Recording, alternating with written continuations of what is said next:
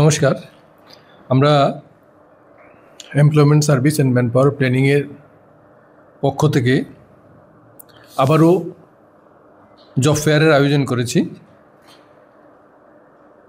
Previously আমরা অনেকগুলি job ফেয়ারের আয়োজন করেছি এবং ভালো সাড়া পেয়েছি।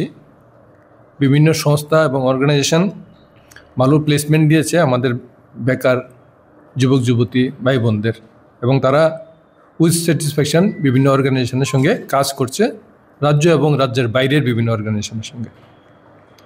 আজকে যে জব ফেয়ারটা হচ্ছে, এটা 5টা অর্গানাইজেশন, সবগুলি আমাদের ত্রিপুরা রাজ্যের। 8টা ক্যাটাগরিতে 135 জন বেকার যুবক যুবতীদের চাকরির জন্য সুযোগ করে দিয়েছে। এতে রাজ্যের বিভিন্ন প্রান্ত থেকে অনেক বেকার যুবক যুবতী আজকে এই ইন্টারভিউর জন্য এসেছেন।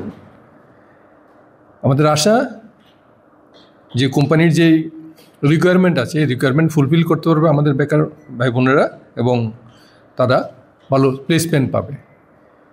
এই প্রসঙ্গে আরেকটা কথা বলছি, আমরা আমাদের রাজ্যের বাইরে থেকে আমাদের রাজ্যের ছেলে মেয়েদের বা বেকার যুবক যুবতীদের তাদের কর্মক্ষমতা এবং তাদের নিষ্ঠার জন্য বহিরাজ্যের বিভিন্ন কোম্পানি তারা ইন্টারেস্ট দেখাচ্ছে আমাদের রাজ্যের বেকার ছেলে মেয়ে ভাই বোনদের নিয়ে ওইখানে কর্মসংস্থান করার জন্য। এতে তারা ভালো প্যাকেজ দেবে, বেতনটাও ভালো দেবে।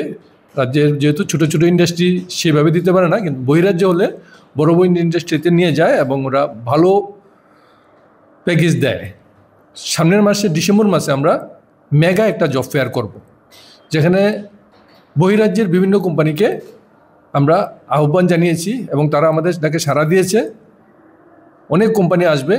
আমরা সারা রাজ্যের যত বেকার যুবক যুবতী আছে এবং ক্লাস 8 থেকে শুরু করে BTech, MTech, ITI, BA pass, MA pass, Madhyamik pass, 12 pass, সমস্ত ক্যাটাগরির জন্য ওই কোম্পানিগুলি চাকরির ব্যবস্থা করবে। আমরা আশা করব রাজ্যের বিভিন্ন প্রান্ত থেকে বেকার যুবক যুবতীরা এই জব ফেয়ারে, সামনের যে আগত জব ফেয়ারে অংশগ্রহণ করবে এবং তারা বহিরাজ্যে গিয়ে আমাদের রাজ্যের মুখ আরও উজ্জ্বল করতে পারবে। ধন্যবাদ।